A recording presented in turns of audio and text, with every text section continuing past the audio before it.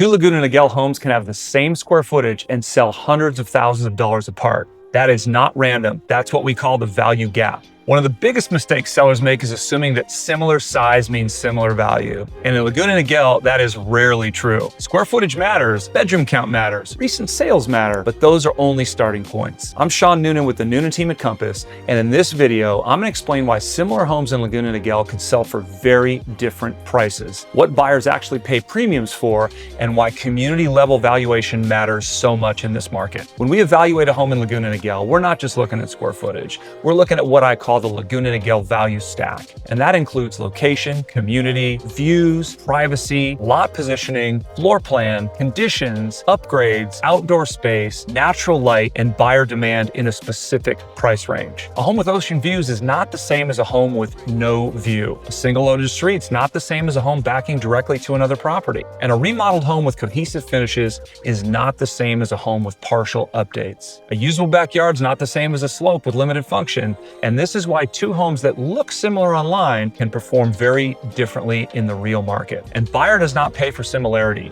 Buyers pay for superiority. Online estimates can be useful as a rough reference, but they're not a pricing strategy or tool. They don't walk the home. They don't feel the natural light. They don't evaluate the quality of the remodel. And they certainly don't understand the difference between a panoramic ocean view and a narrow view corridor. They don't know if the backyard feels private or exposed, and they certainly don't know if the floor plan lives and feels well. They don't understand how buyers are reacting to active inventory this week. And in a market like Laguna Niguel, those small details matter, and sometimes they matter a lot. Home values are highly community specific. And a sale in Laguna Sur may tell us something about another Laguna Sur property, but only if we understand the view, the floor plan, the condition, and the view orientation, which can be very unique from property to property. Sale in Bear Brand may not be directly comparable to a sale in Beacon Hill, and a home in Coronado Point may draw a completely different buyer than a home in Palmilla, El Miguel Heights, or Crestoville. All these neighborhoods have different value drivers, and that's why pricing off broad averages can be very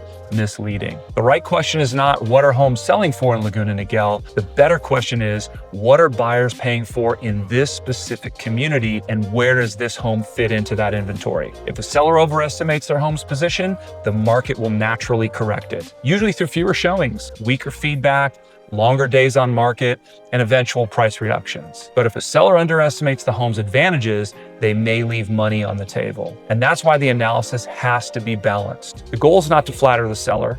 The goal is to protect the outcome and protect their equity. If the home has a premium, identify it and market it clearly. If the home has a limitation, account for it before buyers use it against you. That is how you price with precision. And in Laguna Niguel, value is not just a number.